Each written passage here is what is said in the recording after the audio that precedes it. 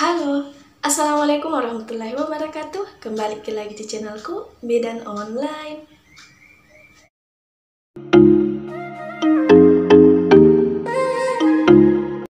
Di video kali ini, kita akan membahas tentang apa sih itu IMS atau infeksi menular seksual. Tapi sebelum itu, untuk moms yang baru datang di channel ini, jangan lupa untuk klik tombol like, klik juga tombol subscribe, dan jangan juga lupa untuk aktifkan ikon notifikasi atau gambar lonceng, karena masih ada banyak hal yang akan saya bahas di video selanjutnya. Jadi jangan sampai ketinggalan moms. Terima kasih. Hai moms. Nah, mungkin moms semua sudah familiar atau sudah sering mendengarkan kata IMS atau infeksi menular seksual, atau yang biasa juga dikenal dengan kata penyakit menular seksual. Apa sih IMS itu? Jadi, infeksi menular seksual itu adalah suatu penyakit yang terjadi karena penularannya melalui hubungan seksual, baik itu hubungan seksualnya melalui vaginal maupun oral dan anal atau dubur. Nah, kenapa bisa terjadi infeksi menular seksual ini? Apa sih penyebabnya? Jadi, infeksi menular seksual itu bisa terjadi karena adanya infeksi, baik itu infeksi jamur, parasit, kemudian virus, bakteri, sehingga menyebabkan penyakit-penyakit tertentu. Nah, kemudian ada juga beberapa faktor yang mendukung bisa terjadinya infeksi menular seksual, seperti selalu berganti-ganti pasangan dan tidak menggunakan kondom. Dan penularannya juga bisa melalui darah, cairan seperti cairan sperma dan cairan lainnya. Oh, berarti IMS itu bisa terjadi karena hubungan seksual bebas atau selalu berganti pasangan. Jadi IMS itu bisa terjadi karena hubungan seks. Tidak selamanya, karena ada juga penularan atau terjadinya penyakit infeksi menular seksual ini itu karena melalui atau tidak melalui hubungan seks, seperti misalnya penggunaan jarum suntik, satu jarum suntik untuk beberapa orang, sehingga itu bisa terjadi penularan. Nah, kemudian apa sih tanda atau gejala terjadinya infeksi menular seksual pada seseorang?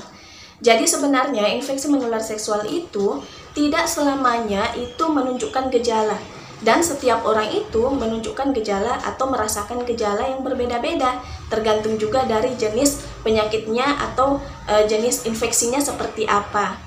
Nah, di sini saya akan menjelaskan gejala-gejala atau tanda-tanda infeksi menular seksual secara umumnya saja, yaitu di mana yang pertama itu terdapat cairan yang keluar dari alat kelamin, baik itu vagina maupun penis. Kemudian ada rasa gatal, terasa panas. Nah, cairan tadi yang saya sebutkan itu adalah cairan yang abnormal.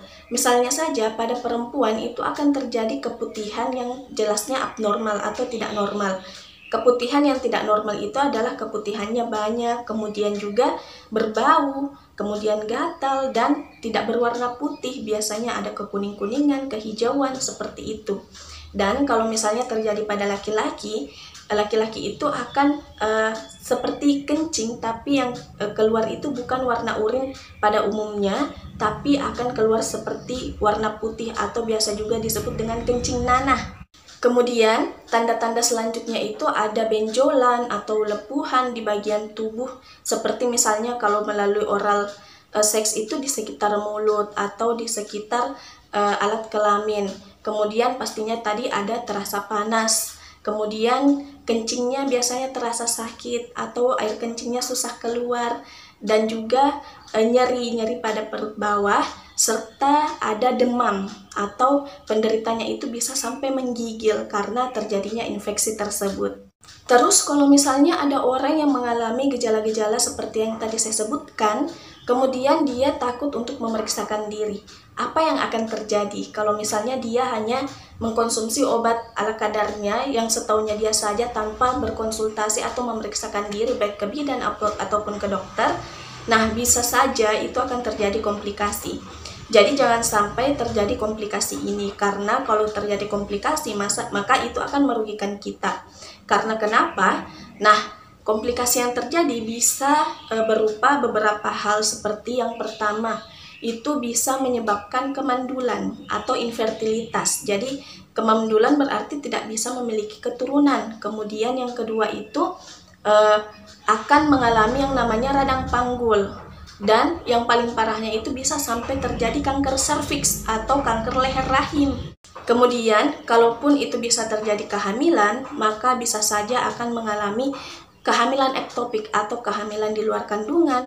Kemudian juga akan mengalami yang namanya radang sendi, abses pada anus ataupun dubur. Nah, dan juga pada ibu hamil yang mengalami infeksi menular seksual itu bisa saja akan menularkan pada bayinya. Nah, kemudian apakah orang yang sudah menderita infeksi menular seksual itu masih bisa diobati? Ya, jadi silahkan periksakan diri, jangan malu dan jangan takut karena itu masih bisa diobati dengan diberikan obat. Jadi yang diberikan itu antibiotik dan antivirus. Nah, selanjutnya apakah IMS bisa dicegah? Pastinya bisa, karena seperti yang tadi kita ketahui, salah satu penyebabnya adalah karena selalu berganti pasangan, apalagi tidak menggunakan kondom. Jadi, cara untuk mencegah terjadinya IMS atau infeksi menular seksual adalah dengan tidak mengganti pasangan. Kuncinya yang pertama adalah harus setia dengan pasangan untuk menghindari hal tersebut. Kemudian juga tidak bertukar-tukar jarum suntik dengan orang lain. Karena seperti yang kita tahu kan, kenakalan remaja ataupun hal-hal yang seperti itu di mana orang itu menggunakan jarum suntik kemudian digunakan lagi pada orang lain tanpa mengganti jarumnya. Itu kan sudah tidak steril, jadi bisa terjadi penularan. Dan cara mencegah selanjutnya adalah dengan menyuntik atau mendapatkan vaksin HPV atau vaksin Human Papillomavirus untuk mencegah terjadinya hal tersebut. Kalau misalnya infeksi menular seksual itu, apakah itu sudah termasuk penyakit? Yang mana sih infeksi menular seksual yang disebabkan oleh virus, bakteri, parasit, jamur? Nah, kita akan bahas di part keduanya atau di video selanjutnya. Jadi, di sini kita bahas dulu tentang pengenalan apa sih infeksi menular seksual itu, apa penyebabnya, bagaimana pengobatannya, dan cara pencegahannya. Jadi, sekian dulu video dari saya, semoga bermanfaat. Kalau misalnya moms merasa bahwa video ini bermanfaat, jangan lupa untuk klik tombol like dan share agar banyak orang yang mendapatkan manfaat dari video ini. Terima kasih.